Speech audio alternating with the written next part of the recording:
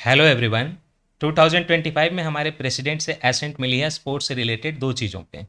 पहला है national sports governance act 2025 का, और दूसरा है एंटी डोपिंग एक्ट में जो अमेंडमेंट किया गया है 2025 में वो। तो आज के लेक्चर में हम लोग ये समझेंगे कि एग्जैक्टली ये एक्ट और अमेंडमेंट पहले से क्या डिफरेंसेस लेकर आ रहे हैं, क्या स्पेशल है इनमें। हमें सिंपली इनके प्रोविज़न की लिस्टिंग नहीं करनी है, हमें ये देखना है कि इनका इम्पैक्ट हमारी कंट्री के स्पोर्ट्स का जो आर्किटेक्चर है, जो एनवायरनमेंट है, उस पे कैसा होगा, कितना होगा। और इससे हमें ये भी पता चलेगा कि हम हमारे कंट्री के स्पोर्ट्स आर्किटेक्चर को फ्यूचर में किस डायरेक्शन में लेके जाना चाह रहे हैं, क्या फ्यूचर है स्पोर्ट्स का हमारी कंट्री में, ये हमें अमेंडमेंट और एक्ट बता देंगे। तो हम लोग हैं अपने करेंट अफेयर के लेक्चर नंबर 3 में। आपको ऑलरेडी पता होगा कि हम लोग मंथली करेंट अफेयर्स कर रहे हैं, और इसके लिए हमने शुरुआत की है अगस्त 2025 के पॉलिटी से, और वहाँ पे हमारा फर्स्ट लेक्चर, सेकंड लेक्चर आया है। ये थर्ड क्लास है, थर्ड लेक्चर है। इसके नोट्स और इसका वर्कबुक पूरा क्वेश्चन आंसर के साथ आपको टेलीग्राम पे हमारे चैनल पे मिल जाएगा। This is completely free. तो इट इज़ हाईली एडवाइज कि आप टेलीग्राम आइए, इस कॉरिडोर चैनल है वहाँ पे जाइए टेलीग्राम पे, और वहाँ से ये वर्कबुक डाउनलोड कर लीजिए और उसके साथ लेक्चर देखिए। कोई चार्जेज नहीं है इसके। देखिए ब्रॉडली तो ये है कि हमारी कंट्री में ना स्पोर्ट्स से रिलेटेड जो आर्किटेक्चर है उसमें अकाउंटेबिलिटी की कमी है। दूसरा, हमारा जो पूरा का पूरा स्पोर्ट्स सिस्टम है वो एथलीट सेंट्रिक नहीं है, अथॉरिटीज सेंट्रिक है। तो जब कोई पूरा का पूरा सिस्टम स्पोर्ट्स का अगर एथलीट सेंट्रिक ही नहीं होगा, तो ये खिलाड़ियों के हित में तो हुआ ही नहीं पूरा का पूरा सिस्टम। दूसरा, अकाउंटेबिलिटी नहीं हुई तो कोई भी गवर्नेंस का जो मैकेनिज्म है उनके खिलाफ कुछ भी कर सकता है। आप चाहें अकाउंटेबिलिटी फाइनेंसेस की बात करें, मैनेजमेंट की बात करें, ये सारी चीज़ें लैकिंग है। इतना ही नहीं है, हम कोशिश ये कर रहे हैं कि जो इंटरनेशनल स्टैंडर्ड है स्पोर्ट्स से रिलेटेड, जो ग्लोबल स्टैंडर्ड है, हम उनको फॉलो करें। आगे आपको समझ में आएगा कि हम एग्जैक्टली ग्लोबल स्टैंडर्ड क्यों फॉलो करना चाह रहे हैं। और दूसरी बात ये कि हमारे कंट्री में ना स्पोर्ट्स से रिलेटेड कोई कोई कॉम्प्रिहेंसिव लॉ नहीं था, सारी चीज़ें बिखरी हुई थी। अब यही जब नेशनल स्पोर्ट्स गवर्नेंस एक्ट आ जाएगा तो सारी चीज़ों को ये कंसोलिडेट कर देगा। तो एक कॉम्प्रिहेंसिव मॉडर्न आर्किटेक्चर बनाना था, मॉडर्न लॉ लाना था, बिखरी हुई सारी चीज़ों को समेटना था। इसके लिए हमने comprehensive national governance sports governance act ला दिया। और ये आज की बात नहीं है, काफ़ी पहले से कोशिश की जा रही थी ये। 2013 में, 2013 में ऑलरेडी ट्राई हुआ था कि हम लोग एक पूरा का पूरा नेशनल स्पोर्ट्स गवर्नेंस एक्ट लेकर आए। बिल आया भी था, लेकिन वो बिल जो है पास नहीं हो पाया। तो कहीं ना कहीं पहले से जो वैक्यूम क्रिएटेड है, जो स्पेस क्रिएटेड है, जो गैप क्रिएटेड है, उसको फिल कर देगा ये हमारा पूरा का पूरा एक्ट। दूसरा, हमारी कंट्री में कई सारे स्पोर्ट्स फेडरेशन हैं, उनमें बहुत सारी प्रॉब्लम थी ग्राउंड में, वो सारी चीज़ें हमें ठीक करनी है। हमारी कंट्री में नेशनल स्पोर्ट्स फेडरेशन जो है उसके बारे में बहुत शिकायत ये है कि यहाँ पे कहीं ना कहीं ऐसे लोग भरे हुए हैं जो एक्चुअली में स्पोर्ट्स से रिलेटेड है ही नहीं, उनका एक्सपर्टीज स्पोर्ट्स में है ही नहीं। पॉलिटिशियंस हैं, पैसे वाले लोग हैं। आपको याद होगा कि फीफा ने एक बार एक्शन भी लिया था, ऑल इंडिया फुटबॉल फेडरेशन जो था उसको सस्पेंड कर दिया था मेंबरशिप से। यस, 2022 में ऑल इंडिया फुटबॉल फेडरेशन को फीफा ने बैन कर दिया था, क्योंकि इसमें थर्ड पार्टी का इंटरफेरेंस बहुत है, ऐसा उनका कहना था। इतनी खराब हमारी एडमिनिस्ट्रेशन की शिकायत है। चलिए आगे बढ़े उसके पहले तो यही समझ लेते हैं कि एग्जैक्टली हमारे कंट्री में स्पोर्ट्स के गवर्नेंस का आर्किटेक्चर करेंटली है क्या। देखिए, सबसे पहले बात ये होगी कि स्पोर्ट्स ज्यूरिसडिक्शन, कि स्पोर्ट्स का रेगुलेशन कहाँ पे आता है हमारे कॉन्स्टिट्यूशन में। तो हमारे कॉन्स्टिट्यूशन में 7th शेड्यूल है, और 7th शेड्यूल में स्टेट लिस्ट है, सेंट्रल लिस्ट है और कंकरेंट लिस्ट है। जो स्पोर्ट्स का रेगुलेशन है वो स्टेट के ज्यूरिसडिक्शन में आता है, एंट्री नंबर 33 स्टेट लिस्ट में आता है 7th शेड्यूल में। लेकिन पॉलिसी तो हमारी सेंट्रल गवर्नमेंट बना ही सकती है। तो एंट्री नंबर 33 स्टेट लिस्ट में आप देखिएगा आर्किटेक्चर ऐसा है कि एक सेंट्रल अथॉरिटी होगी और उससे कनेक्टेड लोअर अथॉरिटी होंगी जो कि स्टेट के लेवल तक पे भी जाएंगी, तो स्टेट अपना गवर्नेंस करेगा। लेकिन कुछ चीज़ें ऐसी हैं जो स्टेट की अथॉरिटीज़ अपने सेंट्रल अथॉरिटीज से कंप्लाई करेंगी। स्पोर्ट्स फेडरेशन आप आगे समझेंगे। ये थोड़ा ऐसा एरिया है जो लोगों को कम समझ है। लोग बस इतना जानते हैं कि यूपीएससी का इंटरव्यू देने गए, तो अगर नहीं भी सिलेक्शन हुआ तो स्पोर्ट्स अथॉरिटी ऑफ इंडिया में आपको मौका मिल सकता है। उससे ज़्यादा लोगों को समझ नहीं होती। तो स्पोर्ट्स रेगुलेशन हमारे एंट्री नंबर 33 स्टेट लिस्ट में है, 7th शेड्यूल में। और जो आज हमारी एग्जिस्टिंग पॉलिसी है, याद रखिएगा कोई कॉम्प्रिहेंसिव एक्ट आज तक नहीं बना। दुनिया के 20 कंट्रीज ऐसी हैं जिनमें कॉम्प्रिहेंसिव एक्ट स्पोर्ट्स के लिए, हमारी कंट्री उसमें नहीं थी। तो it is a big thing. Existing policy जो है वो नेशनल स्पोर्ट्स पॉलिसी है 1984 की, जो कि रिवाइज हो गई 2001 में। एक प्रसार भारती, दूरदर्शन ने एक टाइम पे ये बोला था कि आप कोई भी स्पोर्ट्स कहीं भी देखें, खरीदें, मतलब उसका टेलीकास्ट राइट आपको दूरदर्शन को, प्रसार भारती को देना पड़ेगा। तो sports broadcasting signals mandatory sharing with Prasar Bharati act, ये यूपीए के टाइम पे आया था 2007। ये भी एक्ट है जो कि स्पोर्ट्स वगैरह से रिलेटेड माना जाएगा। अब रेगुलेटरी मैकेनिज्म क्या है हमारी कंट्री में करेंटली, देखिए। सबसे पहले तो कौन सी मिनिस्ट्री, ऑब्वियस है कि ministry of youth affairs and sports बोला जाता है। और ये करती क्या है, हमारी कंट्री में जो नेशनल स्पोर्ट्स पॉलिसी आएगी उसके लिए सेंट्रल लेवल पे जो फंडिंग की जाएगी, जो उसके इम्प्लीमेंटिंग डेवलपमेंट प्रोग्राम्स चलेंगे, वो ministry of youth affairs and sports के थ्रू चलते हैं। और वो बॉडी जो अथॉरिटी है, sports authority of India SAI, ये पॉलिसी ले डाउन करती है, गाइडलाइन बनाती है स्पोर्ट्स के डिलीवरी के लिए। देन पूरे दुनिया का ओलंपिक चलता है, तो उसमें हमारी कंट्री भी पार्टिसिपेट करती है। तो हमने अपने कंट्री में एक national authority, Indian Olympic association बनाया हुआ है, जो काफ़ी बार, कई बार कंट्रोवर्सीज में रहता है। और ये इंडिया का जो पार्टिसिपेशन है ना हमारे ओलंपिक एथलीट्स का, तो ओलंपिक गेम में कौन जाएगा, कैसे जाएगा, उसका पूरा देख रेख यही करता है। इसके अलावा और भी कुछ इंटरनेशनल मल्टी स्पोर्ट्स इवेंट होते हैं, तो जैसे पैरा ओलंपिक्स वगैरह हो गया, तो ये सारी चीज़ें हैंडल करेगा। फिर आता है नेशनल स्पोर्ट्स फेडरेशन। अब ये क्या है, एक सेंट्रल लेवल पे बॉडी है नेशनल स्पोर्ट्स फेडरेशन, और ये कुछ रिकॉग्नाइज्ड स्पोर्ट्स होते हैं, उन्हीं के लिए नेशनल स्पोर्ट्स फेडरेशन बन सकता है। Over 50 national sports federations administer their respective sports, हर रिकॉग्नाइज स्पोर्ट्स के लिए। अब ये नहीं कि आप कुछ भी खेल लीजिएगा, डाल पात खेल लीजिएगा, मार पिटाई खेल लीजिएगा, छोड़ा छोड़ी खेल लीजिएगा, तो सबको जो है आपको अप्रूवल मिल जाएगा। किसी दिल के साथ किसी के खेल लीजिए और बोलिए कि ये स्पोर्ट्स हो गया, हम पार्टिसिपेट करेंगे, इसका भी नेशनल स्पोर्ट्स फेडरेशन बनाओ कि हमने किसी के दिल के साथ खेला। तो these are not recognise, but 50, almost 50 national sports administration यहाँ पे फेडरेशन है हमारी कंट्री में सिर्फ, और अपने अपने जिन रिकॉग्नाइज स्पोर्ट्स हैं उनको वो देखते हैं। उसी के करस्पॉन्डिंग स्टेट लेवल पे भी होते हैं। अब इस एक्ट में क्या होगा, ध्यान से सुनिए। ये एक्ट कहती है कि नेशनल स्पोर्ट्स बॉडी, जो नेशनल स्पोर्ट्स फेडरेशन वगैरह है, उनका देखिए क्या होगा। पहले ये देखिए, सबसे पहले तो हमारी कंट्री में एक नेशनल ओलंपिक कमेटी बनेगी। क्या बनेगा, ये नेशनल लेवल का इंडियन ओलंपिक एसोसिएशन नहीं, नेशनल ओलंपिक कमेटी बनेगी। उसी तरह से नेशनल पैरा ओलंपिक कमेटी बनेगी, और जो नेशनल स्पोर्ट्स फेडरेशन थे सारे वो भी रहेंगे। तो national Olympic committee, para Olympic committee national level पे, और स्पोर्ट्स फेडरेशन। और हर स्पोर्ट्स फेडरेशन, जैसे मान लीजिए कि कबड्डी का नेशनल स्पोर्ट्स फेडरेशन है, तो जो वर्ल्ड कबड्डी फेडरेशन होगा उससे वो एफिलिएटेड होगा। Sports federation affiliated with international body, cricket का है, कुछ भी ऐसा है, तो वो इंटरनेशनल बॉडी के साथ एफिलिएटेड होगा। और ये जो नेशनल स्पोर्ट्स फेडरेशन होंगे, जैसे कबड्डी का है, तो उसका फिर रीजनल स्पोर्ट्स फेडरेशन होगा, स्टेट लेवल का स्पोर्ट्स फेडरेशन होगा, और डिस्ट्रिक्ट लेवल का स्पोर्ट्स फेडरेशन होगा हर का। और जो नेशनल वाले हैं उससे ये स्टेट वाले और डिस्ट्रिक्ट वाले जो हैं वो आपके रिकॉग्नाइज रहेंगे। ये यूनिट्स जो हैं स्पोर्ट्स के फेडरेशन के, स्टेट और आपके डिस्ट्रिक्ट वाले, ये नेशनल वाले से जो है एफिलिएटेड रहेंगे।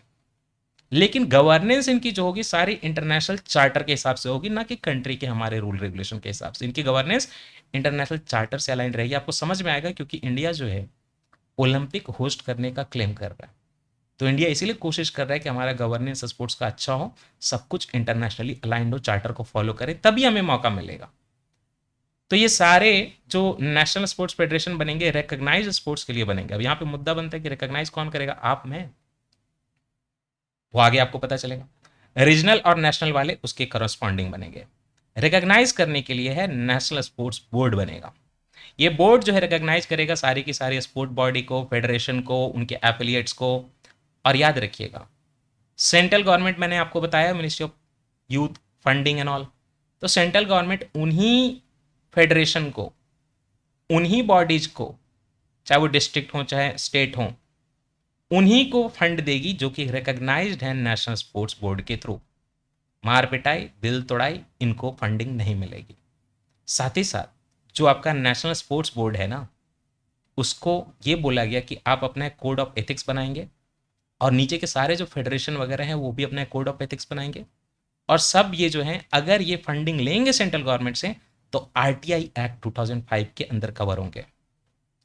Balaji Telefilms, Supreme Court, BCCI they said that we are not public authority under the RTI Act, we do not come in public authority, तो हम पे नहीं लागू होता।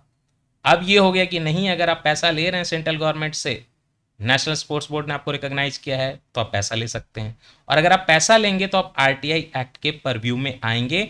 और जो आपकी नेशनल स्पोर्ट्स बोर्ड है उसमें अब याद रखिएगा members appointed for expertise in sports governance and law, चाहे स्पोर्ट्स साइंस में आपको समझ हो, चाहे स्पोर्ट्स के फिनांस में समझ हो, ऐसे लोगों को ही यहाँ पे नेशनल स्पोर्ट्स बोर्ड में डाला जाएगा। और जो इसका स्ट्रक्चर होगा वो सेंट्रल गवर्नमेंट डिसाइड करेगी रूल्स के थ्रू, और अपॉइंटमेंट के लिए एक सर्च एंड सिलेक्शन कमेटी होगी जो सेंट्रल गवर्नमेंट को बताएगी कि नेशनल स्पोर्ट्स बोर्ड में किसको डालना है। आइए अब आप आ जाइए यहाँ पे, बहुत ज़्यादा विवाद ये होता है, 350 से ऊपर केस हमारे कोर्ट में इसके हैं कि ये जो आपके सारे स्पोर्ट्स बॉडीज हैं, फेडरेशन है, इसमें इलेक्शन पे बहुत डिस्प्यूट है। तो इलेक्शन पे ओवरसाइट रखने के लिए सेंट्रल गवर्नमेंट खुद एक पैनल बनाएगी, और वो पैनल जो है, जो कि एक नेशनल पैनल है, वो पैनल जो है पूरा का पूरा इलेक्शन पे ओवरसी करेगा नेशनल बॉडीज के, और जो नेशनल फेडरेशन है उन पे सेंट्रल गवर्नमेंट का पैनल देखेगा, और जो नीचे डिस्ट्रिक्ट वाले हैं, स्टेट वाले हैं, उनका भी उसी तरीके से। दैट मीन्स कि नेशनल जो स्पोर्ट्स फेडरेशन है उस पर नजर रखेगा सेंट्रल गवर्नमेंट का पैनल, और जो नेशनल स्पोर्ट्स फेडरेशन है वो स्टेट फेडरेशन के इलेक्शन पे नजर रखेगा, और जो स्टेट फेडरेशन है वो डिस्ट्रिक्ट फेडरेशन के यूनिट पे जो रिकॉग्नाइज्ड है उस पे इलेक्शन पे नजर रखेगा। तो sports bodies oversee affiliate elections. तो इससे क्या होगा, ट्रांसपेरेंसी, न्यूट्रलिटी बढ़ेगी, अकाउंटेबिलिटी बढ़ेगी। अब मुद्दा ये आया कि कल को इसमें मान लीजिए कि कोई विवाद हो जाए, तो इसके लिए काम करेगा national sports tribunal. National sports tribunal sports से रिलेटेड सारे जो है डिस्प्यूट वो देखेगा, इंक्लूडिंग डोपिंग का कोई डिस्प्यूट है, किसी खिलाड़ी के सिलेक्शन का डिस्प्यूट है, इलेक्शन का डिस्प्यूट है, ये सारी चीज़ों पे नेशनल स्पोर्ट्स ट्रिब्यूनल नज़र रखेगा। बट याद रखिएगा, अगर कोई ऐसा स्पोर्ट्स एक्टिविटी हुआ, चाहे इंटरनेशनली हो चाहे हमारी कंट्री में हो, जो कि कोई इंटरनेशनल बॉडी करवा रही है, फॉर एग्जाम्पल ओलंपिक करवा रहा है, ओलंपिक एसोसिएशन करवा रहा है, या फिर ऐसा कोई कन्फ्लिक्ट है जिसमें नेशनल स्पोर्ट्स फेडरेशन का झगड़ा हो रहा है इंटरनेशनल वाले के साथ, ये इसके परव्यू से बाहर है। याद रखिएगा, पूरा का पूरा नेशनल स्पोर्ट्स ट्रिब्यूनल हमारी कंट्री के इंटरनल मैटर को ही देखेगा। अगर इंटरनेशनल स्पोर्ट्स फेडरेशन का नेशनल स्पोर्ट्स फेडरेशन के साथ कोई डिस्प्यूट है तो उस पर इंटरनेशनल स्पोर्ट्स फेडरेशन अपना देखेगा कौन रिजॉल्व करेगा।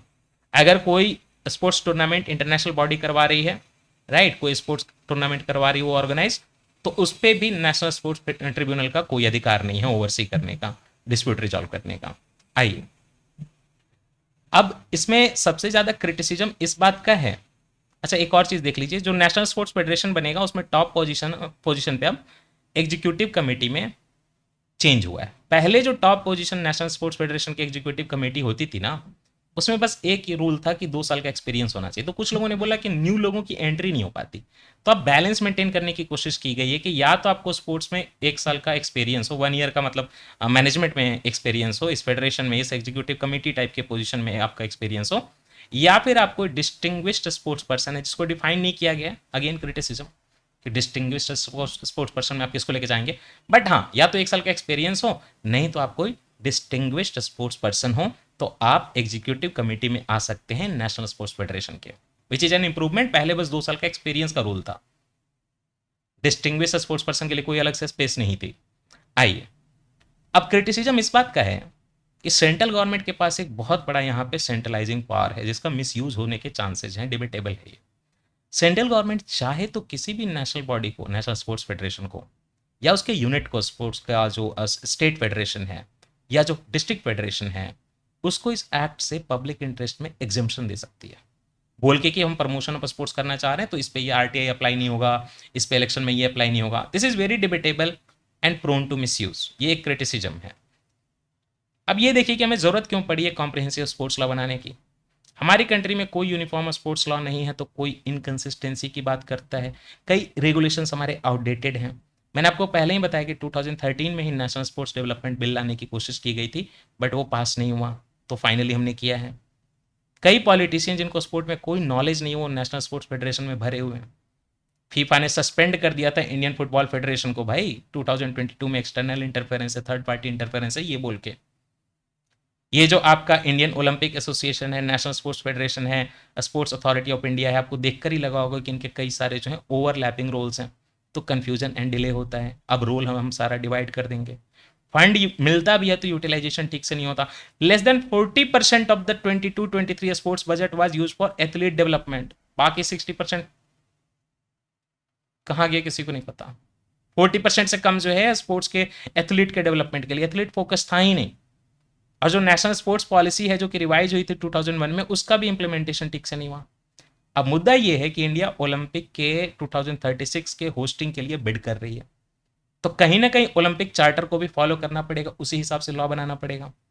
कंक्लूजन ये है कि नेशनल स्पोर्ट्स गवर्नेंस एक्ट 2025 जो है वो एक transparent, accountable, athlete focused environment लाना चाह रहा है, that will be align to global and best practices. Minister जो है उनका कहना है कि we are going for ground to glory vision, ये याद रखिएगा मेंस के लिए, ground to glory. Sports person है जो ग्राउंड में खेले उसको ग्लोरी मिले, ये विजन है हमारा। उनका कहना है कि more than 350 election related dispute हैं जिनको हमने ठीक करने की कोशिश की है ट्रिब्यूनल बना के। मोर देन 20 कंट्रीज में स्पोर्ट्स लॉ है, हमारी कंट्री में मिसिंग था, तो ये हमने करने की कोशिश की है। और यही इसी से रिलेटेड एक टॉपिक है जो हमने national anti doping amendment bill लाया है जो कि पास हो गया 2025 का। हमारी कंट्री में already national anti doping act है 2022 का, उसको हमने अमेंड कर दिया है, प्रेसिडेंट की एसेंट मिल गई है। और क्या चेंजेस हुए हैं अब आप समझिए। तो ये अब किया क्यों जा रहा है इसके लिए समझिए। हमारी कंट्री में नेशनल एंटी डोपिंग एजेंसी जो है ये बड़े अच्छे से काम नहीं कर पाती है, नहीं सिस्टम, क्योंकि हमारे कई सारे जो लैब्स हैं ना डोपिंग को चेक करने के लिए, उनको इंटरनेशनल एक्रेडिटेशन नहीं है। दूसरा, डोपिंग का जो लिस्ट है केमिकल का, मटेरियल का, वो हमारा मैच नहीं करता इंटरनेशनल वाले से। तो इस चीज़ को हम ठीक करना चाहते हैं ताकि हम लोग फाइनली ओलंपिक को होस्ट कर सकें। तो ऑब्वियस है कि डोपिंग तो पहले से मना थी, आज भी मना थी, उसका हम एक इंटरनेशनल स्टैंडर्ड फॉलो करने की कोशिश कर रहे हैं। वो सारी लिस्ट हमने सीधे कॉपी पेस्ट कर ली है जो इंटरनेशनली मानी जाती है, इंटरनेशनल स्टैंडर्ड वाली। एंड देन यूनेस्को का एक कन्वेंशन है डोपिंग के अगेंस्ट, हम इस कन्वेंशन को फॉलो कर रहे हैं, कहीं ना कहीं इस कन्वेंशन के साथ जा रहे हैं, अलाइन कर रहे हैं खुद को। तो जितना भी डोपिंग का इशू है उसको हम स्ट्रांग भी कर रहे हैं। We will prohibit doping in sports and we will also set framework for testing, enforcement and adjudication. आगे आपको पता चलेगा, पहले ना स्पोर्ट्स पर्सन जिसको प्रॉब्लम हो हमारे कंट्री के डोपिंग एजेंसी से, वो सीधे इंटरनेशनल अपील कर सकता था, अब ये नहीं है। तो एडजुडिकेशन में भी चेंज हुआ है, डोपिंग एजेंसी का जो है इंडिपेंडेंस मेंटेन किया गया है और इंटरनेशनल स्टैंडर्ड फॉलो करना है। तो क्या करेंगे हम लोग, नेशनल एंटी डोपिंग एजेंसी बनाएंगे जो कि एनफोर्स करेगा एंटी डोपिंग के रूल को। National board for anti doping in sports, ये नाडा को देखेगा, जो हमारा नेशनल एंटी डोपिंग एजेंसी है उसके ऊपर बैठेगा national board for anti doping in sports. ये जो national board for anti doping in sports है वो नाडा को ओवरसी करेगा, साथ ही गवर्नमेंट को भी एडवाइस करेगा। अब देखिए चेंजेस क्या हुए। पहले क्या था, अपील पैनल बनता था, एक स्पोर्ट्स पर्सन को अपील करनी है कि उसको जो है डोपिंग में पकड़ा गया या कोई और उसका डिस्प्यूट है इस तरीके का, तो वो अपील जो है कहाँ जाती थी, नेशनल बोर्ड के पास जाती थी। ये जो है ना national board for anti doping, इसके पास जाती थी। अब ये appeal now constituted by central government, appeal panel now constituted by central government, not national board. Change आ गया, देख रहे हैं आप। ये जो आपका national board for anti doping था, ये पहले इसको ऐसे तो फ्रीडम दी गई है, ये नाडा तो अभी स्टैब्लिश किया गया है, national board for anti doping था, इसको थोड़ी फ्रीडम तो दी गई है। लेकिन पहले अपील स्पोर्ट्स पर्सन का जाता था इसी नेशनल एंटी डोपिंग बोर्ड के पास, अब बोर्ड के पास ना जाके सेंट्रल गवर्नमेंट की बनाई हुई पैनल के पास जाएगा, जो कि सेंट्रल गवर्नमेंट को कहीं ना कहीं ज़्यादा पावरफुल करता है। ये जो आपका नेशनल एंटी डोपिंग एजेंसी है, इसके members they have now operational independence पर वाडा। वाडा क्या है, वर्ल्ड एंटी डोपिंग एजेंसी। जैसे वाडा में मेंबर की इंडिपेंडेंस होती है काम करने की, यूनेस्को के एंटी डोपिंग नॉर्म में जैसे इंडिपेंडेंस होती है, उस तरीके से हम अपने कंट्री का जो नेशनल एंटी डोपिंग एजेंसी है उसको भी इंडिपेंडेंस देंगे। लेकिन अपील जो है वो नेशनल बोर्ड के पास ना जाके सेंट्रल गवर्नमेंट की पैनल के पास जाएगा। अब देखिए, पहले कोई स्पोर्ट्स पर्सन डायरेक्टली जो है इंटरनेशनल पहुंच सकता था, इंटरनेशनल। सीएएस क्या है, court of arbitration for sports, ये स्विट्जरलैंड में है। तो पहले क्या था, किसी को अगर कंप्लेन हो, इस बोर्ड से डिसएग्रीमेंट हो, तो वो directly sports person court of arbitration for sports Switzerland पहुंच सकता था। अब ऐसा नहीं है, only specified bodies only can appeal to court of arbitration for sports Switzerland. पहले कोई भी इंसान पहुंच सकता था, तो मुश्किल कर दिया ये रास्ता। नेक्स्ट, टेस्टिंग लैब जो हैं, they have to get mandatory accreditation वाडा से। पहले ये वॉलंटरी था, लेना है तो लो, नहीं लेना तो नहीं लो, आप खुद सोच सकते हैं। इसके कारण एक स्टैंडर्ड फॉर्मुलेशन नहीं हो पाता था डोपिंग में। अब आपको वर्ल्ड का जो है एंटी डोपिंग एजेंसी, उससे एक्रेडिटेशन लेना पड़ेगा। तो इससे कहीं ना कहीं जो चेकिंग होगी डोपिंग की, वो स्टैंडर्ड होगी, इसमें कोई बेईमानी होने के चांसेस कम है। Anti doping violations adopt world anti doping code legal definition and schedules. मतलब उनके जितने भी केमिकल है, उनके जितना भी मटेरियल है, हमने सिंपली उसको कॉपी पेस्ट कर लिया, उनके डेफिनेशन को माना है, उनके शेड्यूल को इंडिया में ला दिया है। अब समझ गए इससे जो है कैसे हमारा डोपिंग कम होगा। ये भी याद रखिएगा, नाडा जो है नेशनल एंटी डोपिंग एजेंसी, उसको काफ़ी फ्रीडम दी गई है, लेकिन जो national board for anti doping है, वो अब क्या करेगा, कोई भी अपील आएगा तो उसके पास न जाके सेंट्रल गवर्नमेंट के पैनल के पास जाएगा। जो स्पोर्ट्स पर्सन पहले डायरेक्टली अपील कर सकता था, CAS, centre for arbitration of sports Switzerland में, अब कुछ स्पेसिफाइड बॉडीज ही कर सकते हैं, पर्सन डायरेक्टली नहीं जा सकता। टेस्टिंग के जो लैब है, उनको मैंडेटरी एक्रेडिटेशन लेना है वाडा से, अदरवाइज वो टेस्ट नहीं कर सकते डोपिंग को। केमिकल मटेरियल सारे वर्ल्ड एंटी डोपिंग कोड जो है उसको, उसके लीगल डेफिनेशन को, उसके शेड्यूल को फॉलो करेंगे। यूनेस्को का जो एंटी डोपिंग कन्वेंशन है, उससे हमने अलाइन किया है, वाडा से अलाइन किया है, राइट। और फाइनली हमने क्या किया है, हमने national anti doping amendment act लाके नेशनल एंटी डोपिंग एक्ट 2022 को अमेंड कर दिया है। तो ये पूरा स्पोर्ट्स का आर्किटेक्चर हो गया। होपफुली आपको सबको समझ में आ गया होगा। जरा सोचिए कि आप अपने कुत्ते को ठीक से घुमाने ना ले जाएं और पुलिस आपको पकड़ के लेके चली जाए, जेल में डाल दे। या सोचिए कि आपकी खुद की गाय है और किसी कारण से मतवालेपन में आपने रोड पे ही उसकी मिल्किंग शुरू कर दी और आपको जेल में डाल दिया जाए। ये सब एक्चुअल प्रोविजन है हमारे क्रिमिनल कोड में, आपको पता है। और इसी चीज को ठीक करने की कोशिश कर रहा है जन विश्वास amendment of provisions bill 2025। Bill है, अभी एक्ट नहीं बना है। पास होने के पहले हमारा मानसून सेशन खत्म हो गया और ये सेलेक्ट कमेटी के पास चला गया है। तो फिर जैसे विंटर सेशन की शुरुआत होगी तो पहले दिन रिपोर्ट आएगी, फिर आगे का काम होगा। और ये पहला नहीं है एक्चुअली में। जन विश्वास एक्ट 2023 में जब आया था तो बहुत सारे 183 प्रोविजन को डीक्रिमिनलाइज किया गया था। डीक्रिमिनलाइज मतलब क्या होता है, ऐसे ऑफेंसेस जिसके लिए आपको जेल नहीं होगी, पेनाल्टी या वार्निंग देके छोड़ देंगे। 183 प्रोविजन उस टाइम पे 42 सेंट्रल एक्ट में चेंजेस किए गए थे और ये ओवरऑल 19 मिनिस्ट्रीज से ये एक्ट और ये प्रोविजन रिलेटेड थे। तो ये 2023 में जो एक्ट आया था ना, उसी के ऊपर नेक्स्ट ये चेन है, बिल्ड कर रहा है 2025 का बिल। अब यहाँ पे रिफॉर्म जो है 16 सेंट्रल एक्ट को कवर करेंगे और 10 मिनिस्ट्रीज को कवर करेंगे नए। ओवरऑल 355 प्रोविजन चेंज होने की बात है। मजेदार सुनिए, उस 355 प्रोविजन में 288 ऐसे प्रोविजन चेंज होंगे जो ईज ऑफ डूइंग बिजनेस को बढ़ावा देंगे, बिजनेसमैन को बढ़ावा देंगे, उनको डर नहीं रहेगा स्टार्टअप शुरू करने के पहले। और 67 ऐसे हैं जो सिटीजन सेंट्रिक होंगे, मतलब ईज ऑफ लिविंग को बढ़ावा देंगे। तो मिला जुला के ईज ऑफ डूइंग बिजनेस को बढ़ाना है और सिटीजन को जो है चीज़ें सिंप्लीफाई करके देनी है, ईज ऑफ लिविंग को बढ़ाना है। आगे बढ़ूँ इसके पहले मैं बताता हूँ, इंडिया का एक रिसर्च सेंटर है विधि सेंटर फॉर लीगल पॉलिसी, उसका कहना है कि 842 सेंट्रल एक्ट में से 370 ऐसे एक्ट हैं जिनमें क्रिमिनल पनिशमेंट का प्रोविजन है। 842 में 370 ऐसे जिसमें आपको जेल हो सकती है। और उसमें अगर हम काउंट करेंगे कितने टाइप के क्राइम है, तो इस 842 सेंट्रल एक्ट में 7300 टाइप के क्राइम है।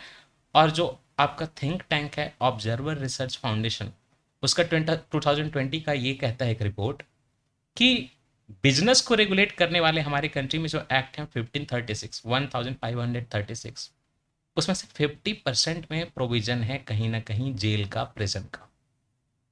फाइन नहीं, 50% जो है जेल में चले जाएंगे अगर आप कुछ गलती करेंगे तो। और ये सारे जो है कंप्लायंस बेस्ड हैं, 69,000 टाइप के कंप्लायंस हैं ओवरऑल, और उनमें 38% में प्रिजन का प्रोविजन है। तो मुश्किल है ना, छोटी छोटी मिस्टेक तो यही समझने की कोशिश करेंगे कि एग्जैक्टली ये जो है हमारा अमेंडमेंट क्या करने की कोशिश कर रहा है, क्या चेंजेस करेगा, क्यों करने की कोशिश कर रहा है, क्यों ज़रूरत पड़ी, इससे वर्क कैसे इम्पैक्ट होगा, सिटीजन कैसे इम्पैक्ट होंगे, बिजनेसेस कैसे इम्पैक्ट होंगे। और एक टर्म इसमें बार बार हाईलाइट होगा, प्रोसेस रिफॉर्म पे जोर दिया जा रहा है। तो प्रोसेस रिफॉर्म एग्जैक्टली क्या होता है, चलिए शुरुआत करते हैं। जन विश्वास amendment of provision bill 2025 Lok Sabha में आया। वो डिक्रिमिनलाइज करेगा और रैशनलाइज करेगा कई सारे ऑफेंसेस को, और ट्रस्ट बेस्ड गवर्नेंस को बढ़ावा देगा। What is trust based governance? कि गवर्नमेंट जो है बिजनेसेस को और सिटीजन को बाय डिफॉल्ट ट्रस्ट ज़्यादा करे। ये मान के चले कि कुछ गलती हुई थी तो मिस्टेक हुई थी, चेतावनी देके छोड़ दें। तो ईज ऑफ डूइंग बिजनेस और ईज ऑफ लिविंग को बढ़ावा देगा, ईज ऑफ डूइंग बिजनेस और ईज ऑफ लिविंग को। चलिए आगे देखिए। अब इसमें क्या है कि कई सारे जो हार्श कंप्लायंस के रूल्स थे उनको रैशनल बना रहा है, सिंप्लीफिकेशन कर रहा है। ट्रस्ट बेस्ड गवर्नेंस की बात है, प्रोसीजर को सिंप्लीफाई किया जा रहा है। मैंने बोला ना प्रोसेस रिफॉर्म है ये। और जुडिशियरी का वर्कलोड भी कम होगा, वो आपको पता चलेगा कैसे। एग्जीक्यूटिव कई छोटी छोटी चीजें खुद कर लेगी, जुडिशियरी तक बात जाएगी ही नहीं जाएगी। क्यों? क्योंकि आज हमारी जुडिशियरी में देखिए, मैं आपको डेटा देता हूं यहाँ पे। आज हमारी जुडिशियरी में नेशनल जुडिशियल डेटा ग्रिड जो डेटा मेंटेन करता सारे केसेस की, उसके हिसाब से डिस्ट्रिक्ट कोर्ट में 3.6 करोड़ ऐसे केसेस पेंडिंग हैं जहां पे क्रिमिनल केसेज हैं। वो 3.6 crore criminal cases district court में पेंडिंग है। उसमें से 2.3 करोड़ ऐसे हैं जिनको ऑलरेडी 1 साल से ऊपर हो चुका है पेंडेंसी में। और ये चीजें जो है पेंडेंसी अब कम होने वाली है, आगे मैं बताऊंगा आपको कैसे कम होने वाली है। आइए अब ये है कि की फीचर्स क्या है बिल के। देखिए 76 ऑफेंसेज अंडर 10 एक्ट अगर आप फर्स्ट टाइम वायलेट करोगे ना तो आपको बस वार्निंग या एडवाइजरी देके छोड़ देंगे। जैसे मान लीजिए वेट्स एंड मेजर्स एक्ट है हमारे कंट्री में, तो किसी ने तराजू में गलती से कुछ जो है या कोई वेट गलत मेंटेन कर लिया तो पहले उसको जेल हो जाती थी। आज क्या होगा, अगर आप ऐसा मिस्टेक करोगे तो आपको एक वार्निंग दी जाएगी, करेक्शन का टाइम दिया जाएगा, फिर भी आप करेक्ट नहीं करते हो तब एक्शन लिया जाएगा। तो कहीं ना कहीं जेल से फाइन की तरफ हम मूव कर रहे हैं, राइट। पनिशमेंट नहीं दी जाएगी, वार्निंग या एडवाइजरी दी जाएगी। आप बार बार करोगे तब एक अलग बात है, उसमें भी फाइन बढ़ता जाएगा। देन डीक्रिमिनलाइजेशन, इम्प्रिजनमेंट जो है माइनर ऑफेंसेज के लिए हटाया गया। टेक्निकल ऑफेंसेज एक मिस्टेक हो जाती है, टेक्निकल हिंदी का इंग्लिश लिख दिया, इस पे भी बताइए कई तरह की जेल वगैरह की बात थी। प्रोसीजरल कोई डिफॉल्ट कर दिया, गलती से प्रोसीजर में कुछ मिस्टेक कर दी, तो जैसे टी एक्ट 1953 में सुधार हुआ है, लीगल मेट्रोलॉजी एक्ट में सुधार हुआ है। कई सारी चीजें इसमें पहले भी सुधार हुई थी, आज और बहुत कुछ डीक्रिमिनलाइज किया गया। पेनाल्टी को रैशनलाइज किया गया, मतलब जितना आप मिस्टेक करें उसी हिसाब से प्रोपोर्शनेट पेनाल्टी। आपने मिस्टेक ऐसी की जिससे आप 100 रुपये बचा सकते थे, पेनाल्टी लग गई 10,000 की। अरे बाबा मिस्टेक 100 रुपये की थी तो पेनाल्टी 200 का लगे। रिपीट ऑफेंसेस के लिए पेनाल्टी बढ़ती जाएगी, ये रैशनलाइजेशन है। एक तो प्रोपोर्शनल है, दूसरा रिपीट पे ज़्यादा है। एडजुडिकेशन, यही बात आती है कि जुडिशियरी का हम थोड़ा यहाँ पे लोड कम करेंगे। जो आपके एसडीएम हैं, आईएएस हैं, those officers can now impose penalties administratively. Criminal offences में पेनाल्टी लगा सकते हैं so that faster resolution happens and court का यहाँ पे जो है बर्डन कम हो, कोर्ट तक केस नहीं जाएगा। और यहीं पे एक डिबेट भी बनता है, कुछ लोग कह रहे हैं कि हम separation of judiciary and executive की बात कर रहे हैं और यहाँ एग्जीक्यूटिव जो है जुडिशियरी का रोल ले रहा है। अरे हमें प्रैक्टिकल चीजें देखनी है, छोटे मोटे फाइन के लिए जुडिशियरी तक केस क्यों लेके जाना है। ऑटोमेटिक फाइन रिविजन, ये क्या है? ऑब्वियसली इन्फ्लेशन बढ़ रहा है। आज अगर 100 रुपये का फाइन है, 5 साल बाद भी 100 रुपये का फाइन लोगे आप तो गलत होगा, डिटरेंस कम हो जाएगी, लोग बाइक जानबूझ के डिफॉल्ट करेंगे, क्या फर्क पड़ता है। अगर हेलमेट को नहीं पहनने पे 50 रुपये का फाइन आज भी लगे और 2027 में 2028 में 50 नहीं है, ज़्यादा है हालांकि, हर जगह यही लगे तो फिर कौन हेलमेट पहनेगा। अब नया अगर हमें फाइन लाना पड़े तो नया लॉ लाना पड़ेगा। तो इसमें डाल दिया गया है कि ऑटोमेटिकली 10% फाइन जो है हर 3 साल पे बढ़ता जाएगा। जैसे मेरा रेंट अग्रीमेंट है, हर 11 महीने पे वो 10% बढ़ता जा रहा है, ऑटोमेटिक है। बार बार रेंट अग्रीमेंट फिर भी करना पड़ रहा है, अलग बात है, लेकिन एक बार तो लिखा हुआ है ना कि ऑटोमेटिकली बढ़ जाएगा, कोई लड़ाई नहीं झगड़ा नहीं। तो इसी तरह से हर 3 साल में 10% इंक्रीमेंट हो जाएगा ताकि डिटरेंस जो इफेक्टिव रहे और बार बार नया लॉ, बार बार नया अमेंडमेंट ना करना पड़े। अब यहीं पे आप समझिए कि प्रोसेस रिफॉर्म पे जब इतना जोर है तो प्रोसेस रिफॉर्म क्या होता है। मैं मोटरसाइकिल चलाता हूँ, आप भी बाइक चलाते होंगे, किसी भी आपकी मशीन में कोई स्क्रू रहता होगा। मेरे मोटरसाइकिल का जो मिरर है वो बार बार ढीला हो जाता है, तो do I by a new mirror every time? कि आज मैं इस तरह का टूरिंग मिरर लूंगा, आज ये मिरर लूंगा, नहीं। मैं पेचकस पिलास लेता हूँ, उसको टाइट कर देता हूँ। आपके घर में भी कई ऐसे मशीन होंगे जो आप टाइट कर देते होंगे, नया मटेरियल लिया क्या आपने? नहीं, जो ऑलरेडी एग्जिस्टिंग मटेरियल है उसी में टाइटनिंग कर दे। आपको मिनिमम सपोर्ट प्राइस जो है सरकार जारी करती है, लेकिन मिनिमम सपोर्ट प्राइस देने के बाद फूड कॉरपोरेशन ऑफ इंडिया अपने गोदाम में जो चीज़ों को रखती है उसको अच्छे से रखे, सड़े ना, गलने ना दे। ये इसके लिए कुछ नया नहीं करना है, प्रोसेस में इंप्रूवमेंट करनी है। एमएसपी एक बड़ी चीज़ है। Monetary policy committee monetary policy लाती है, रेपो रेट वगैरह बनाती है, ये एक स्ट्रक्चरल रिफॉर्म है, फिक्स कर दिया। लेकिन नीचे वो कैसे ट्रांसमिट हो रहा है, कितना जल्दी लोगों तक पहुंच रहा है, लोन कितना ईजी हो रहा है, पेपर वर्क कितना ईजी हो रहा है, ये प्रोसेस रिफॉर्म है। जीएसटी जो है लगती है, सरकार तय करती है, जीएसटी काउंसिल कितना लगेगा, रिफॉर्म करती है, ये स्ट्रक्चरल रिफॉर्म है। लेकिन नीचे फाइनली जीएसटी का जल्दी जल्दी हम फॉर्म भर सकें, डिजिटल हो चीज़ें, तुरंत हमें रिफंड मिले, क्रेडिट मिले, ये प्रोसीजरल रिफॉर्म है। तो process reform, nuts and bolts reform भी कहे जाते हैं, वह स्पेसिफिक रूल और प्रोसीजर तक ही लिमिटेड रहते हैं, लेकिन ये बहुत इंपैक्टफुल है।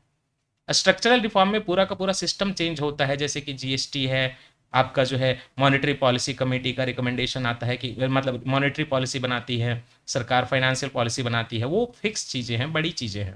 प्रोसेस रिफॉर्म जो है एग्जिस्टिंग सिस्टम को ही इंप्रूव करता है, नट्स एंड बोल्ट्स की तरह। ये स्मॉल है, टारगेटेड चेंजेज हैं, एफिशिएंसी बढ़ती है।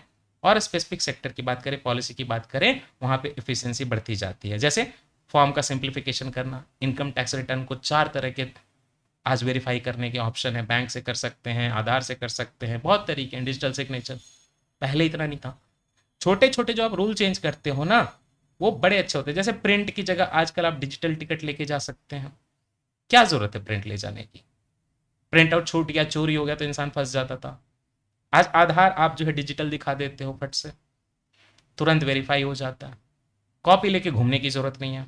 इकोनॉमिक सर्वे अगर 2020-21 की बात माने तो उसके हिसाब से कहना था कि अगर हम सिंपल रेगुलेशन लेकर आए, प्रोसेसेस स्मूथ करें, तो कॉम्प्लेक्स रूल घटेंगे और ओपेसिटी जो है, ट्रांसपेरेंसी का इशू जो है वो कम होगा। कहीं ना कहीं छोटे छोटे रूल में मिस्टेक होने के कारण करप्शन भी बहुत बढ़ता था, तो करप्शन कम हो जाएगा, हर बात पे रिश्वत नहीं लेंगे लोग। डायरेक्ट प्रैक्टिकल डेली इंपैक्ट छोटे छोटे रूल रेगुलेशन का ही है, नट एंड बोल्ट का ही है, बड़ी चीजों से इशू नहीं है, इंप्लीमेंटेशन यहीं से फर्क पड़ता है। प्रोसेस रिफॉर्म में सिग्निफिकेंस क्या है कि ये इंडिया के ग्रोथ को स्टडी रखेंगे, और बिग चेंजेस भले होते रहेंगे लेकिन बीच में छोटे छोटे चेंजेस के कारण लोग परेशान नहीं होंगे, स्टेबिलिटी रहेगी, बिजनेसेस ट्रस्ट करेंगे सरकार को, फियर नहीं रहेगा। डेली हर्डल जो सिटीजन का है, बिजनेस का है, रिसर्चर का है, हर चीज में मंजूरी लेनी है, वो चीजें कम हो जाएंगी। Fix delays caused by old rules and paper work के कारण, ओल्ड रूल के कारण, ये सारे जो है obsolete लॉ के कारण बहुत चीज़ें प्रॉब्लमेटिक हो जाती थी।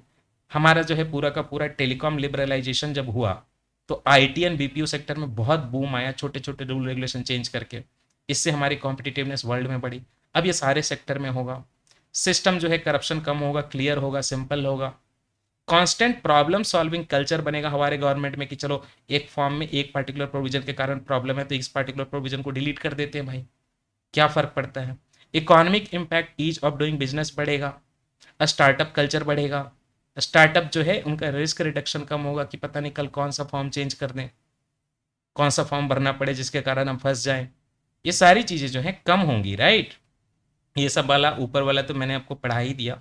नाउ कम, गाइडिंग प्रिंसिपल क्या है प्रोसेस रिफॉर्म का, कि हम सिंप्लीफिकेशन करते हैं, क्लियर कम्युनिकेशन करते हैं, national single window for example हम बनाते हैं बिजनेसेस के लिए, सिटीजन के लिए, गोल जो है हम अपने अलाइन करते हैं, डिफाइन करते हैं, और एफर्ट को उसके हिसाब से, मतलब गोल एक बार डिफाइन करते हैं, एफर्ट को इसके हिसाब से अलाइन करते हैं। मतलब गोल हमने कर दिया कि ये करना है, एफर्ट में 10 पेपर वर्क है, उसको हम अलाइन करके छोटा 1 पेपर वर्क 4 लाइन का कर देंगे। फॉर एग्जाम्पल प्रगति, प्रगति क्या है बताइए? proactive governance and timely implementation. Pragati is proactive governance and timely implementation. Multipurpose, multi modal, ICT based है, इंफॉर्मेशन कम्युनिकेशन टेक्नोलॉजी बेस्ड है। ये पूरा का पूरा प्लेटफॉर्म है जो कि 2015 में प्राइम मिनिस्टर के पीएमओ ने ही लॉन्च किया था, प्राइम मिनिस्टर ऑफिस ने, ताकि पब्लिक ग्रीवांसेस वगैरह जल्दी से आपके ठीक हो सकें। Proactive governance and timely implementation was launched by Prime Minister's Office in 2015. Agile technology responsive design हो हमारे प्रोसीजर में, quality cum cost based tendering, quality tendering और कॉस्ट भी हमारा कम पड़े, कल्चर ऑफ ऑनगोइंग रिव्यू, बार बार आप चेंजेस करिए, छोटे छोटे रिफाइनमेंट करते जाइए, डिजिटल पब्लिक इंफ्रास्ट्रक्चर की आज हम बात कर रहे हैं कि हम इसमें बहुत ग्रो कर रहे हैं, यूपीआई है, आधार है, जब सब कुछ अच्छा करना है आपको, ये इंफ्रास्ट्रक्चर डिजिटल वाला अच्छा करना है पब्लिक के लिए, तो ये चीज़ें भी सिंप्लीफाई होनी चाहिए। उसके पीछे इंडिया स्टैक है, सारे सॉफ्टवेयर अगर हमारे स्टेक होल्डर डिसीजन में इन्वॉल्व होंगे, कम्युनिटी फॉरेस्ट मैनेजमेंट में छोटे छोटे जो कॉम्प्लेक्सिटीज थी उसको कम किया, सारे नागरिक जिसमें पार्टिसिपेट कर पाएंगे कम्युनिटी फॉरेस्ट मैनेजमेंट में। अब इसके लिए कुछ केस स्टडी है। जब डीबीटी आया, डायरेक्ट बेनिफिट ट्रांसफर, तो ऑब्वियसली डिजिटलाइज्ड हो गई सब्सिडी, पेपर वर्क कम हो गया, तो लीकेज कम हुआ, सर्विस डिलीवरी इंप्रूव हुई। इंसॉल्वेंसी एंड बैंक्रप्सी कोड आया, वॉलंटरी कंपनी लिक्विडेशन अब इजी हो गया, प्रोसीजर इजी हो गया, जल्दी से कंपनी का लिक्विडिटी हो जाता अगर कोई कंपनी डूब गई तो। फ्रॉम 4 years, पहले 4 साल लगते थे, आज हम अमंग द फास्टेस्ट हैं इकोनॉमी जो कि लिक्विडेशन करने के लिए तैयार है किसी कंपनी का अगर वो लॉसेस में है। ऑटोनोमस बॉडीज जो है उनका रैशनलाइजेशन हुआ, जो कई मर्ज कर दिए गए closed outdated bodies like all India handloom board to reduce overlap, कई के ओवरलैपिंग फंक्शन थे तो उनको छोटी छोटी चीज़ों को ठीक किया। ये सारे क्या हैं? सक्सेसफुल प्रोसेस रिफॉर्म ही तो हैं। गवर्नमेंट ई मार्केट प्लेस में आप जानते हैं सरकार खरीदारी करती है, आप भी वहाँ पे अपना सामान बेच सकते हैं ट्रांसपेरेंटली, सरकार का भी कॉस्ट कम होता है, छुपा छुपा बैकडोर से चीज़ें नहीं होती। 15 to 20% सरकार का कॉस्ट कम हुआ है गवर्नमेंट ई मार्केट प्लेस में अपनी बिडिंग रखने के कारण, परचेजिंग करने के कारण। Legal and dispute reform, court का डिले कम होगा।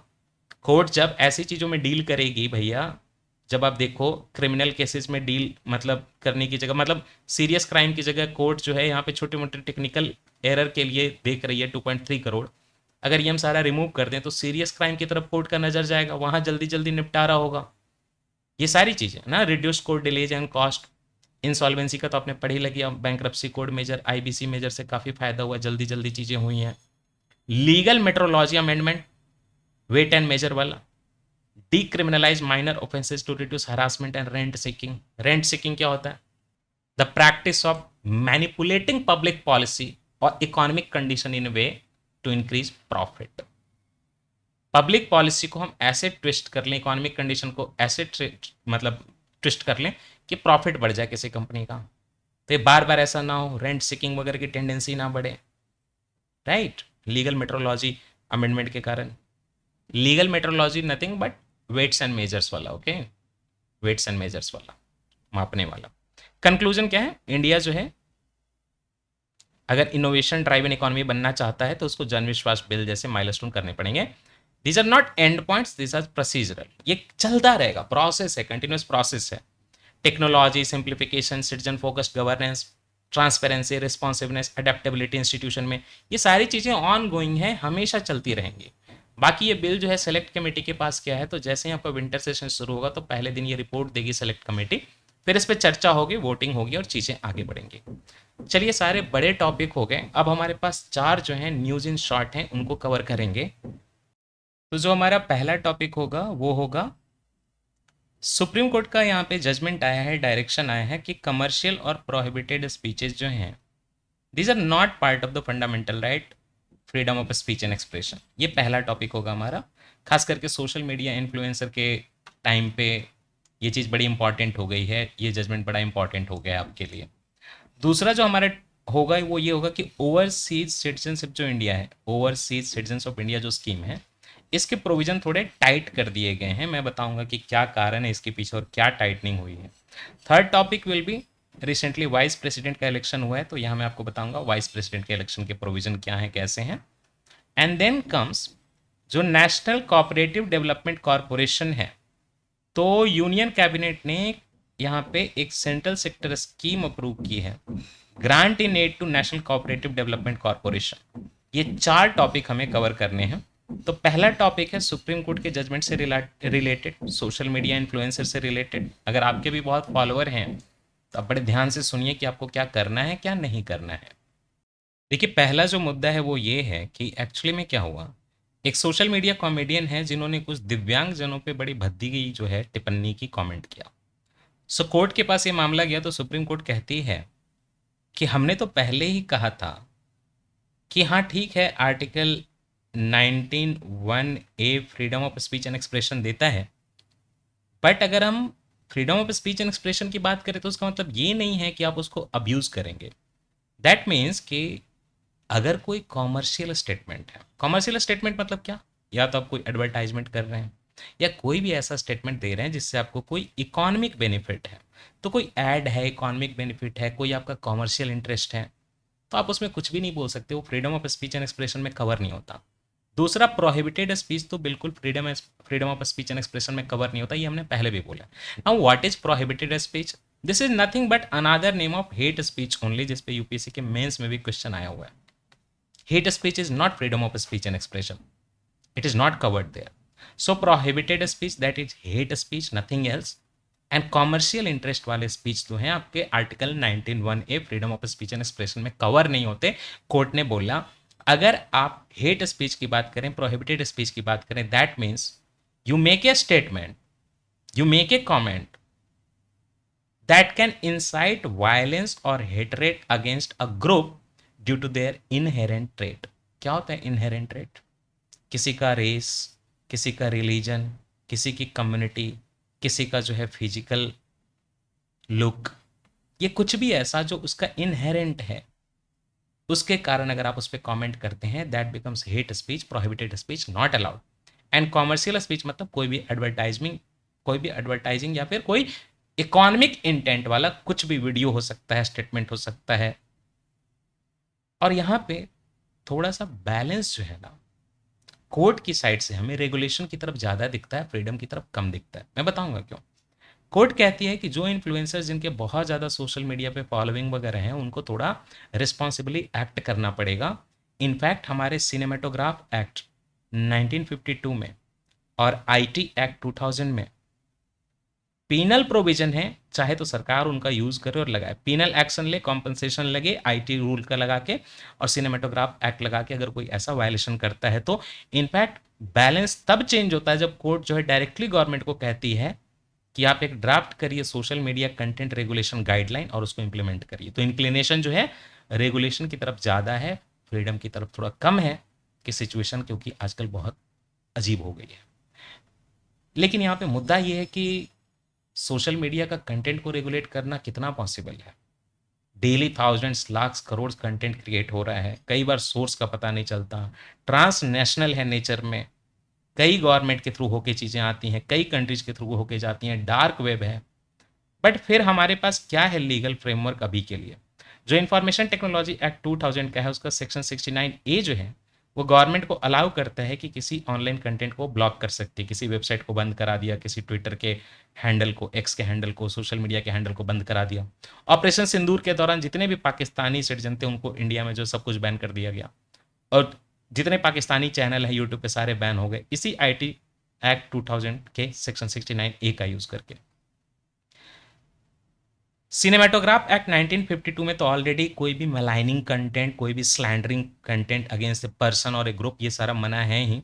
सुप्रीम कोर्ट का पहले का जजमेंट देखिए फ्री स्पीच के बारे में। एक judgement Amish Devgan versus Union of India 2020 था। इसमें कोर्ट ने फ्री स्पीच और हेट स्पीच को डिफ्रेंशिएट किया था। Hate speech is nothing but prohibited speech, और बोला था कि जिनके जितने इन्फ्लुएंसर हैं, सॉरी, जो जितने बड़े इन्फ्लुएंसर हैं उनकी बड़ी उतनी रिस्पॉन्सिबिलिटी है। एक Shreya single versus Union of India case 2015 था। इसमें क्या था, सुप्रीम कोर्ट ने यही इंफॉर्मेशन टेक्नोलॉजी एक्ट का, जिसका आप 69A सुन रहे हैं, वेबसाइट बैन करने के लिए, उसमें एक सेक्शन 66A था। इसमें यह था कि अगर सरकार को लगता है कि किसी के स्टेटमेंट से कुछ गड़बड़ होने वाली, तो उसको तुरंत घर से उठा के गिरफ्तार कर सकता। तो सुप्रीम कोर्ट ने स्ट्रक डाउन कर दिया था section 66A information technology act 2000 को 2015 के श्रेया सिंगल केस में, और बोला कि अगर कोई लेजिटिमेट एक्सप्रेशन दे रहा है, that can not be restricted until it has a direct imminent, मतलब इमीडिएटली लॉ एंड ऑर्डर खराब हो जाए, तो ऐसे केस में आप अरेस्ट नहीं करेंगे। सेक्शन 66A को स्ट्राइक डाउन कर दिया था। समझ गए? आइए, overseas citizen of India card का जो है ना रूल रेगुलेशन थोड़ा टाइटन हो गया, थोड़ा डिफिकल्ट हो गई ये चीजें। Overseas citizens of India, recently हुआ क्या है कि जो हमारी होम मिनिस्ट्री है उसने ऑलरेडी जो एग्जिस्टिंग है हमारा सिटीजनशिप एक्ट 1955, जिसमें मल्टीपल अमेंडमेंट भी हुए हैं, अभी कोई ऐसा अमेंडमेंट नहीं हुआ है लेकिन उसमें एक है सेक्शन 7D, और सेक्शन 7D का यूज करके नोटिफिकेशन जारी हुआ है, मतलब एक तरह का रूल आया है। और रूल किस बारे में है कि अगर आपने overseas citizen of India card holder है, आपने कभी लिया है कार्ड, राइट, तो हम रिवोक तो कर सकते हैं, ये आपको पहले भी पता था। पहले रिवोकेशन के क्या थे ग्राउंड? मान लीजिए आपने फ्रॉड से कार्ड लिया हो, गलत डेटा देके, थे ही नहीं आप इंडियन ओरिजिन के कभी। याद रखिएगा, ओसीआई कार्ड होल्डर इंडिया के सिटीजन नहीं है, कहीं ना कहीं वो इंडिया के ओरिजिन के लोग हैं, अपने खानदान के थ्रू या खुद के through. India dual citizenship allow नहीं करती, लेकिन मजबूरी में हमें ओसीआई लाना पड़ा क्योंकि हम बाहर के लोगों को भी जोड़ना चाहते हैं। सिटीजनशिप तो हम नहीं दे सकते डुअल, लेकिन हम कम से कम ओसीआई कार्ड होल्डर का एक बेनिफिट दे सकते हैं, राइट। अगर आप कॉन्स्टिट्यूशन के प्रति डिससेटिस्फैक्शन दिखाते हैं, डिसअफेक्शन दिखाते हैं, और if you threaten the sovereignty security of the country or to maintain the foreign relation with another country, we can revoke your OCI card or in public interest. These were the grounds already existing. नए ground जो add हुए हैं section 7D के अंदर, वो क्या है? अगर आप या इंडिया या किसी और कंट्री में भी जहां आप रह रहे हैं, अगर आपको 2 ईयर या 2 से ज्यादा ईयर का इम्प्रिजनमेंट दे दिया गया, कन्विक्ट हो गया कि आपने क्राइम किया है, आपको इस केस में रिवोक कर दिया जाएगा।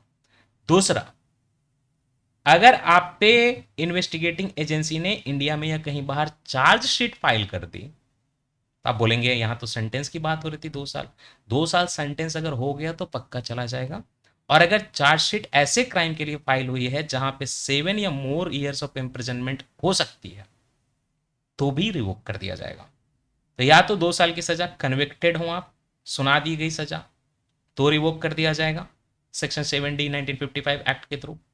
और या फिर ऐसी सजा जिसमें कि आपको मतलब 7 या 7 साल से ऊपर की सजा हो सकती है, और चार्जशीट भी फाइल कर दिएगा, तुम समझ गए, मतलब मिला जुला के सीरियस क्राइम के लिए है, पहले वाले ग्राउंड के अलावा सीरियस क्राइम। ये स्कीम जो है ओवरसीज सिटीजनशिप, ये पूरा का पूरा जो स्कीम है 2005 में आया था, इसके लिए सिटीजनशिप एक्ट को अमेंड किया गया था। एंड 2015 में एक पहले से स्कीम चल रही थी, पर्सन ऑफ इंडियन ऑरिजिन। अब ये दो कार्ड का कोई मीनिंग नहीं था, सिटीजनशिप दोनों में किसी में इंडिया की नहीं मिल रही, एक को पीआईओ कार्ड होल्डर बोल रहे हो, एक को ओसीआई कार्ड होल्डर बोल रहे हो। तो दोनों को जब मर्ज किया गया तो पीआईओ आल्सो बिकेम ओसीआई, तो now we have only one thing, overseas citizen of India. OCI में पीआईओ मर्ज हो गया 2015 में, और जितने भी पीआईओ कार्ड होल्डर थे वो सारे भी ओसीआई कार्ड होल्डर बन गए। डुअल सिटीजनशिप नहीं है, आपको कोई पॉलिटिकल राइट नहीं मिलते, for example you can't vote in the election, you can't contest the election, and you get the benefits, and for obviously getting these benefits you have to follow the rules. That is why serious crime में अगर आप chargesheet file हो गया, 7 साल से ऊपर की सजा है, अगर मान लीजिए चार्जशीट फाइल हो गया, या 2 साल से ऊपर की सजा हो गई, तो भी रिवोक कर दिया जाएगा। बाकी fraud, disaffection to constitution, threat to sovereignty security, foreign relation, public interest में तो किया ही जा सकता था रिवोक। बेनिफिट क्या है?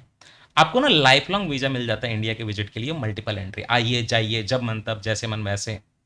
आपको फॉरेन रजिस्ट्रेशन ऑफिसर के पास अपना रजिस्ट्रेशन नहीं करना पड़ता, बाकी लोग जब आते हैं विदेशी उनको करना पड़ता है।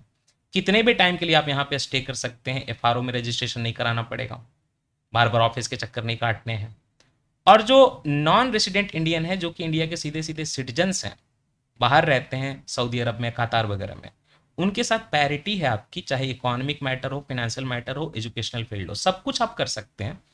एक चीज ध्यान रखिएगा, एग्रीकल्चर और plantation property OCI card holder नहीं खरीद सकते, एग्रीकल्चरल लैंड नहीं खरीद सकते, एग्रीकल्चरल लैंड नहीं खरीद सकते, क्योंकि वो इंडिया के सिटीजन नहीं है। एलिजिबिलिटी क्या है इसके लिए? Foreign nationals who were citizens of India before the commencement of the constitution, those eligible to become the citizen of India before the commencement of the constitution, persons from territories that became part of the India after 15th August 1947, Sikkim के लोग जैसे, children, grand children and great grand children of such citizen, सबको मान लिया है। Minor children with one और both the parents as Indian citizen, and पति और पत्नी ऑफ ओसीआई सिटीजन, जो ओसीआई ऑलरेडी है उसका पति पत्नी भी, with registered marriage subsisting for at least 2 year, 2 साल से ऊपर की शादी होनी चाहिए, नहीं तो मानेंगे कोई धोखे से भी कर सकता है ये काम। शादी कर ली इंडिया में खुफिया मैसेजेस पास करने के लिए, नहीं, 2 साल पूरी होनी चाहिए शादी को। Citizens of Pakistan, Bangladesh and other countries notified by the government are not eligible. तो पाकिस्तान और उससे टूट के जो बांग्लादेश बना, you are not eligible for OCI, भले आपकी ओरिजिन इंडिया में हो। अब बाहर विदेश की भी बात हो गई, देश की भी बात हो गई, तो वाइस प्रेसिडेंट के इलेक्शन की बात करें। चलिए, तो मुद्दा ये है कि इलेक्शन कमीशन ऑफ इंडिया ने अनाउंस किया था, अब तो ऑलरेडी इलेक्शन हो गया, वाइस प्रेसिडेंट हमारे बन भी गए। तो हमारे वाइस प्रेसिडेंट बने हैं सीपी राधा कृष्णन। राधा कृष्णन कब से ऑफिस लिया इन्होंने? 12 सितंबर 2025 से। He has become the 15th vice president of India. By the way, election की बात करें तो 17th वाइस प्रेसिडेंशियल इलेक्शन, तो इलेक्शन कमीशन ऑफ इंडिया ने इसके लिए नोटिफिकेशन जारी की कि हम लोग जो है 17th वाइस प्रेसिडेंशियल इलेक्शन करेंगे। तो आप सबसे पहले कॉन्स्टिट्यूशनल प्रोविजन देख लीजिए, लीगल प्रोविजन देख लीजिए कि एग्जैक्टली वाइस प्रेसिडेंट बनते कैसे हैं। देखिए, जो हमारा आर्टिकल 67 है कॉन्स्टिट्यूशन का, वो ये कहता है कि वाइस प्रेसिडेंट का टर्म जो है 5 ईयर का है।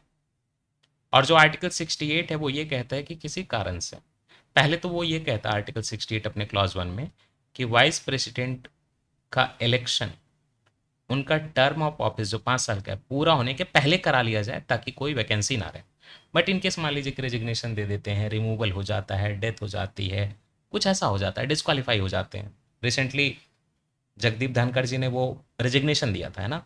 तो ऐसे केस में as soon as possible election कराना पड़ेगा, वैकेट हो गया अगर ऑफिस, तो ये 68 के 2 में लिखा हुआ है।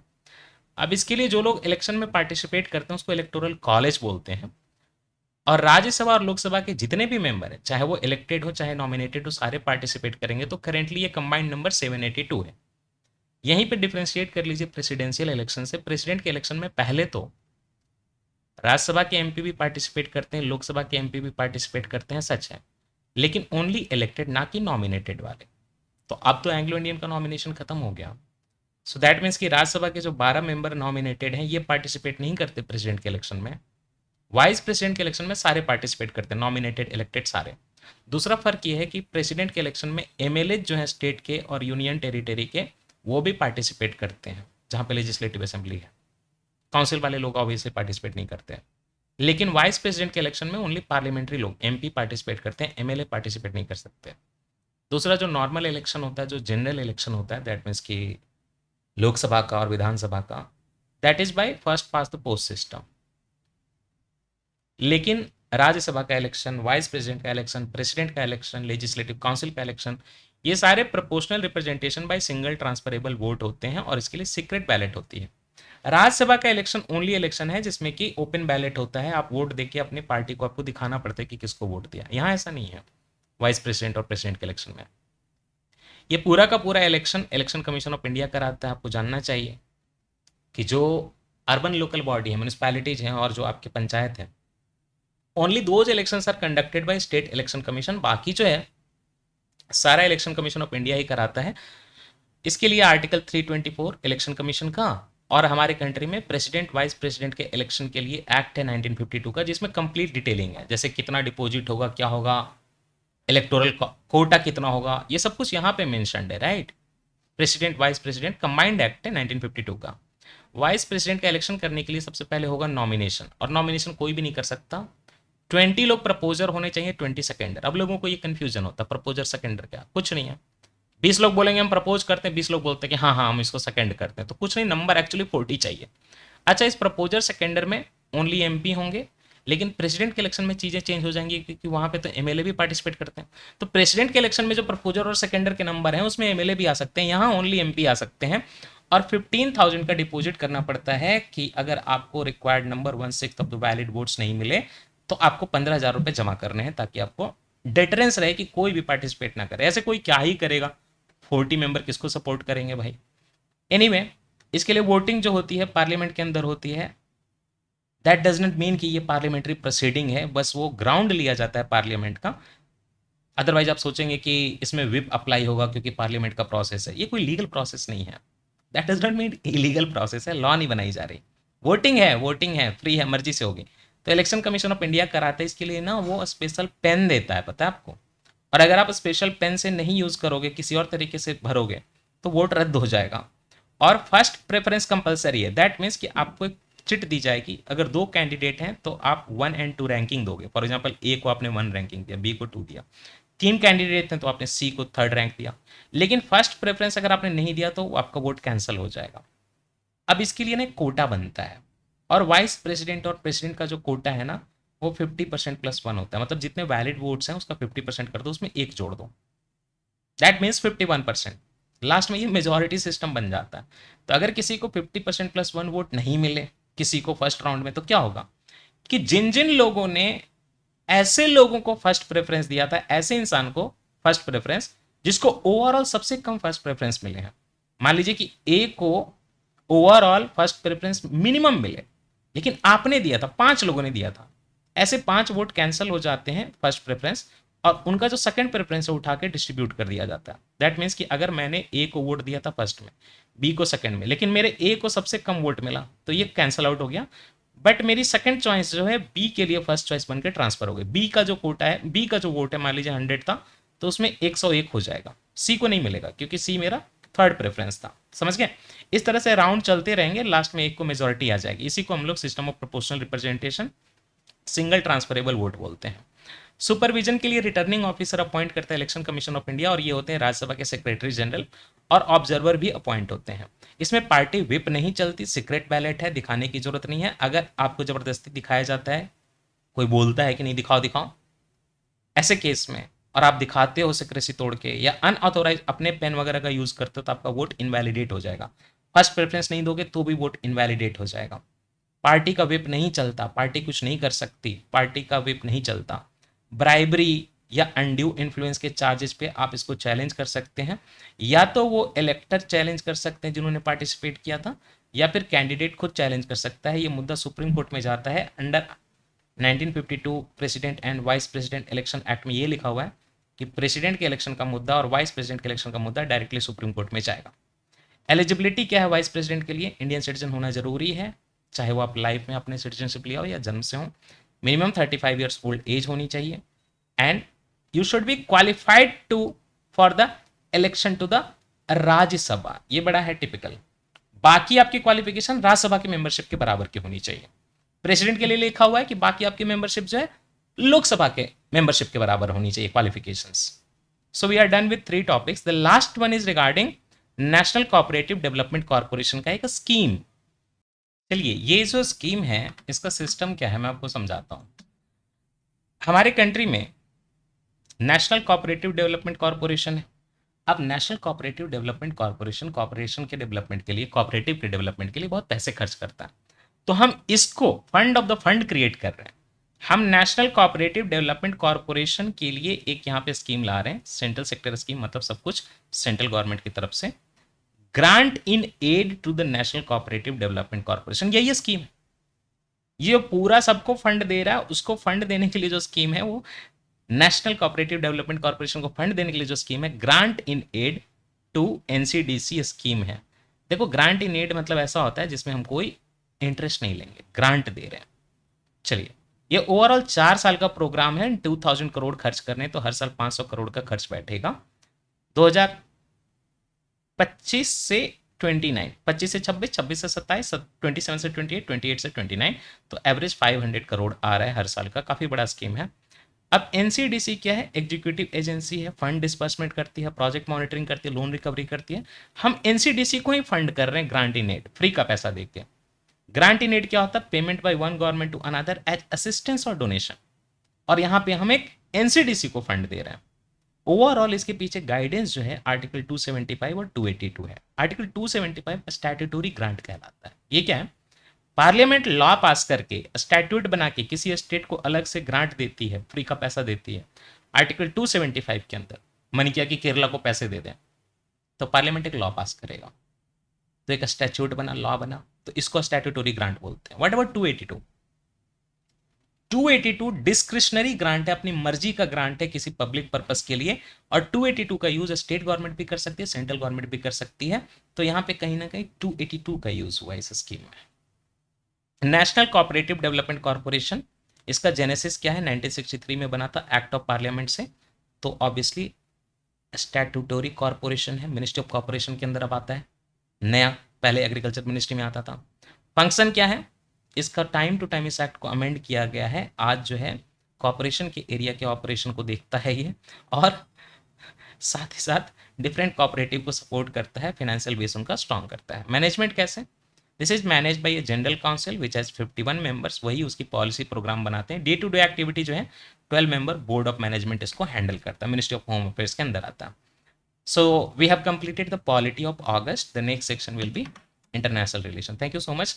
अगर आपको लेक्चर अच्छे लग रहे हैं तो कमेंट सेक्शन करके बताइए। जब लेक्चर नहीं आता तो आप बोलते नहीं आ रहा, जब अच्छे से आता है तो आप कुछ नहीं बोलते, देखते भी नहीं।